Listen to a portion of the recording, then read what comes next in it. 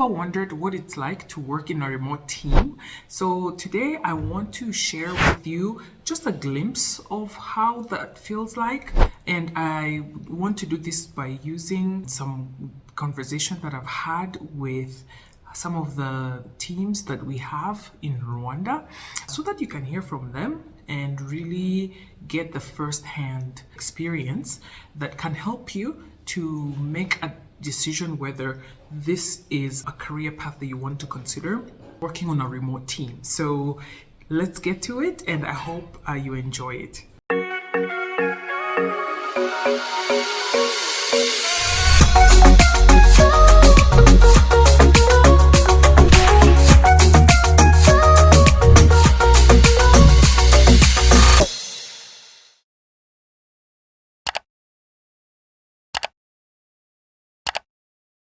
Okay, so today we're going to talk about working remotely. So I've got three people here. I've got Ernest. Yes, and Ernest, what's your role? I'm a software developer. Okay. And then we've got Jocelyn. And Jocelyn, what's your role? Product owner. Okay, and we have Joy. Yeah, I'm a scrum master. Okay, so you have to be loud so that because we're outside right now, we're in Kigali, and so we're just hanging out and we're just chatting about their experience working on the remote team for the past year. I thought it would be good for us to share with our audience who's always curious about how do these things work, and so I would want to just hear from each one of you like how your day in the life looks like, and then yeah, we can just see how different it is for each of you, or maybe it's the same. Yeah. Okay, so I'm going to start with Joy. So Joy, tell us, how does your typical day look like when you're working remotely as a scrum master? Thank you. So, working remotely as a scrum master, I normally wake up at 7 a.m. or 6:30. I make sure that the team have enough work to do regarding the team capacity for the sprint. And then in the middle of the day, we connect with the team members. In the evening, we normally have what we call a day huddle, where we sharing what we have been working on the whole day. Oh, okay, interesting. So you're saying when you wake up first thing, you're looking at the team capacity. So can you tell me more about that? Like exactly what does that mean in terms of team capacity? The team capacity means that a person is assigned the stories or the tasks to do that they are really capable of doing within that period of the sprint, the 2 week sprint, so that they are not overworking or doing less than they are supposed to. Okay, so are you checking this on a daily basis, or are you doing it like once every sprint? Once every sprint during the sprint planning. Okay, so during sprint planning is when you make sure that, okay, so Jocelyn here is a product owner or Ernest is a developer. They have, capacity to work for 2 weeks, which is 10 working days. And now you're checking to see, do we have enough work for Ernest to do in 10 days or Jocelyn to do in 10 days, correct? Yeah. Ah, I see. Okay, so what has been the challenging part of managing the team's capacity? Yeah, sometimes the issue rises when we telling a person to size the story, like knowing what points to assign to the story, because sometimes they're not really able to be specific and say that maybe I'm going to accomplish this task or this story within this period. That's where the challenge mostly came from. And how do you address that? We keep on trying to tell them it's just like estimating the time it will take you. So from sprint 1 to the sprint 2, they're able now to overcome that challenge. Okay, so it requires a lot of practice to estimate. So, and this is a skill that developers especially have to, have of estimating their effort. How long do you think it's gonna take you to develop a certain feature? So they have to estimate because that helps the team to manage their capacity and also increase their velocity, so that they can be able to accomplish more things within that time period that has been set. Cool.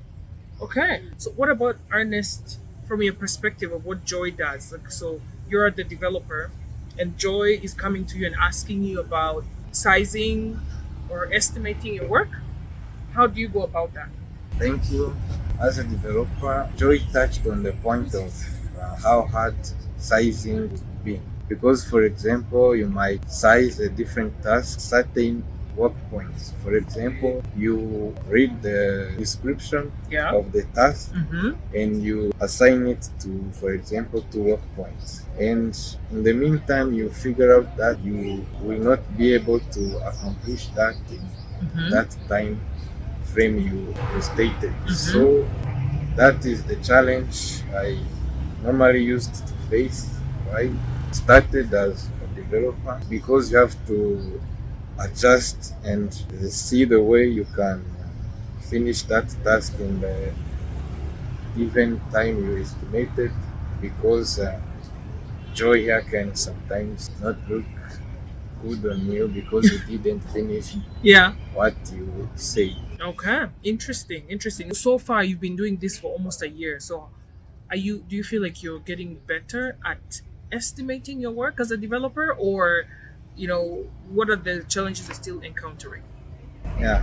Uh, from now, I can say that I'm quite experienced because encountering all those challenges and seeing the amount of effect they can have on you because estimating something for your own and you don't accomplish it, it is not quite a good thing.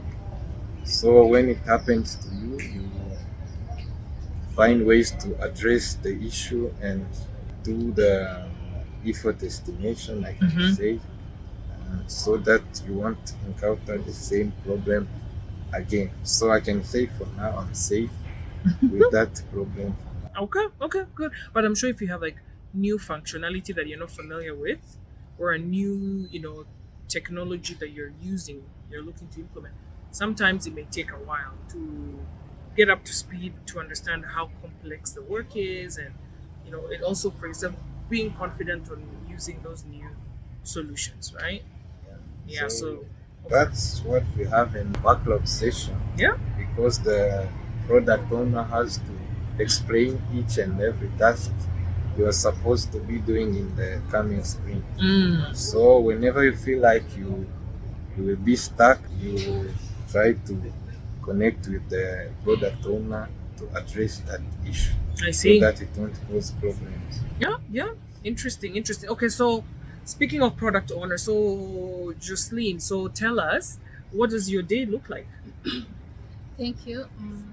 My day as a product owner, usually I wake up at 7 or 7:30, and I try to check on the comments in Jira, like the notification of what they have commented on their task they are doing, and try to give them feedback on some questions they have on something that is blocking them from moving forward. Like he said, I may put a description and he may not understand well what to do. So he put comments there and I try to explain it well to him so that he can know what to do. So I usually create user stories for the developers and work closely with the designer so that we can make a design well so that the developers can know what to work on and make their work easy. That's what I do, and also I work closely with the Scrum Master to plan for the next sprint, for creating the new work, new user stories, the developers and designers will work on for the next sprint. That's how my work is, to work closely with them. Yeah, thanks. Oh, interesting, interesting. So I guess I'm curious now to hear from each of you, like, what has been like your worst day so far? It's been, I don't know, 9 months. What's that one day that you can remember that you're like, I'm just stuck, I don't know what I'm doing, and how did you go about it? So who wants to go first? The So worst day. Yeah, I mean, worse than not, like, yeah, like in terms of like managing so many challenges and roadblocks and Yeah. complexities that you didn't even know how to move from point A to B, or to even you didn't even know what next steps to take. And then how did you go about it? Yeah, for me as a product owner, sometimes I get a challenge. Um, Sometimes I can explain something clearly, knowing that it's clear how I'm explaining to the developers, but they said, "No, Jocelyn, I don't understand this one. How am I going to work on it?" And I that challenged me because I'm going to think clearly, to think deep on how I can explain that to him so that he can understand how I'm understanding it. Yeah, that challenged me sometimes, but yeah, that's it. Interesting. What about you, Ernest? Me, I can say that it's the worst day Mm-hmm. because I got quite a lot of experience from that scenario. Mm-hmm. It was a time I remember in June where I was assigned a task to update a feature on different technology which I used. So it was a bit challenging because I there was a long time past where I didn't use that technology.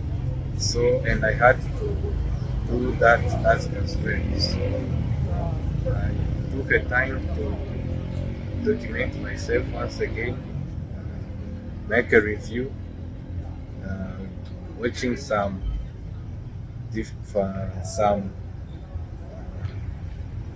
some videos, Mm-hmm. some videos or other helpful information from Mm-hmm. Mm-hmm. different sources, Mm-hmm. combining them and finding the relevant information that will help me to accomplish the task. Yeah. Interesting. So So okay, so you're relying on existing documentation to address your issue, and then you try to also figure things out by yourself through YouTube, university and all that, right? Okay, but yeah, but then I'm sure also you get to escalate. Usually we'll have like somebody like a tech lead or somebody who's an architect or an engineer who can help to troubleshoot in the event that all the options you've tried to solve the issue did not materialize. yeah, sure. Okay, yeah, cool. What about Joy? So, what has been your most challenging uh, day, and how did you go about it? Yeah. My most challenging day that I ever faced was after being a Scrum Master.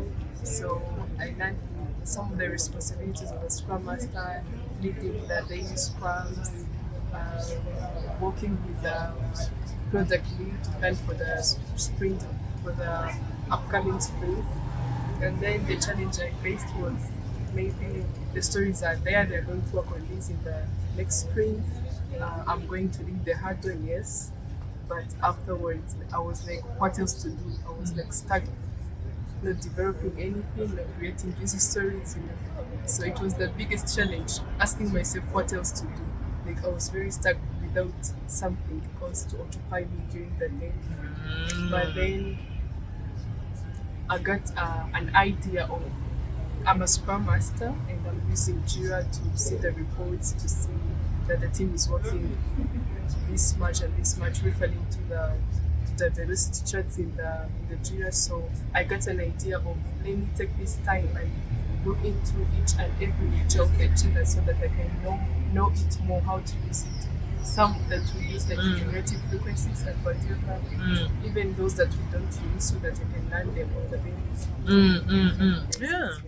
Yeah, interesting point you raise. So yes, one, for a Scrum Master, your work tends to be like in phases. There's one when you're trying to make sure that the team has everything that they need, and that is what you're trying to drive at during sprint planning. Working closely with the product owner, and you identify all the work that needs to be done, sized, capacity is accounted for, and then things are good to go. Once the team has taken on that work, then you're almost left like, oh, I don't have anything else, because now you're waiting for the product owner to prep the next sprint. But you raise a good point, like, yes, you still want to identify opportunities where you can remove blockers or constraints for the team members. And so by looking at the reports that Jira provides, you can be able to tell where we're not maybe meeting some expectations, and that's how you can find some areas where you are able to address. But then also you could during the daily huddle, that's another area where everybody's sharing their pain points and what they're working on, and you can identify things that you can also address on a day-to-day basis. Yeah, because somebody can say, you know, everything is going well here, but I'm running into some of these issues A, B, C, D. Those are the areas that a Scrum Master can also help to address. Cool. So thanks for sharing about all your experience. Is there anything else that you think will be useful to highlight in terms of you know, your day in the life working remotely, especially working from Rwanda and collaborating like a company that's in Singapore or other places around the world? Like anything else that you think will be good to highlight?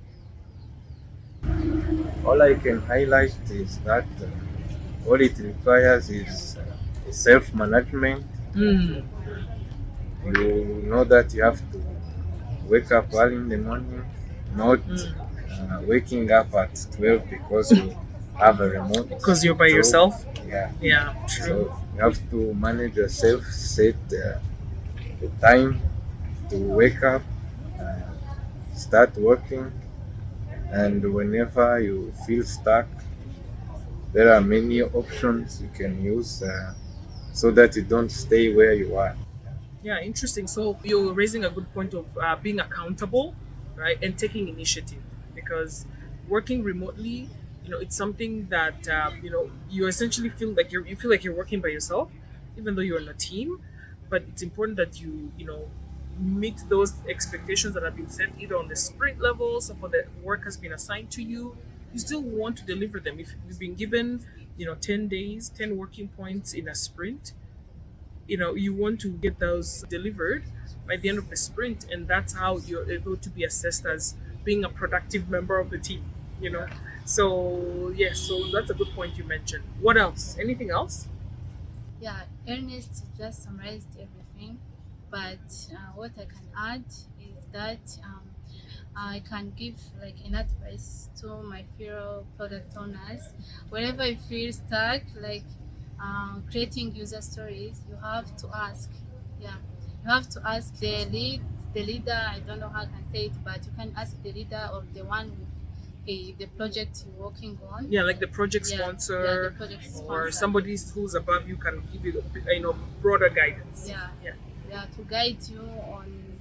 Sometimes when we are creating the user stories, you can you there is somewhere you can be stuck, like um, for example, if you are creating user story on a page, um, and you don't know how you can say it, don't know how it's going to be created, or how you think it's going to be created is not like how the project owner wants it. So you have to ask so that you can get more encouragement from that. Yeah, Yeah. yeah, good point, good point. Definitely escalate as soon as possible. If something is you've tried your ways to address an issue and you still cannot, escalate, because time is money. The faster you can be able to identify the issues and unblock the work, the more effective you are as a team member and also as a team in general. Yeah. Yeah, good point, good point. Anything else, Joy? Anything? Yeah. I would also like to add, though we're working remotely, like we're not together, every person is in his or her own home, but yet you can still work as a team. Like not being saying that you are a scrum master or product lead, that your responsibilities are this and this. You can always connect with your friends, maybe the designers, the developers, because from there you can be able to learn new things, how to develop, how to code sometimes, how all those steps in the designing process. And that's how you even come up with ideas of sharing with the designers or the developers while they're doing their work also. And that lead to the efficiency and productivity of the team as well. Yeah, good point. Yeah, so yes, you're remote. You feel like you're working by yourself, but you're still part of a team. So collaborate, consult, do peer reviews, and you get to learn from everybody, even though you're probably not physically in the same location. So yeah, good point. Well, thank you. So that's all that we wanted to cover. I hope this is helpful, and we will try to give you more of this similar format in terms of sharing some of the experiences that team members are having working remotely, and so that you can learn. So if you have any specific questions that you want addressed, put it in the comment section, and then we'll be happy to cover it. All right.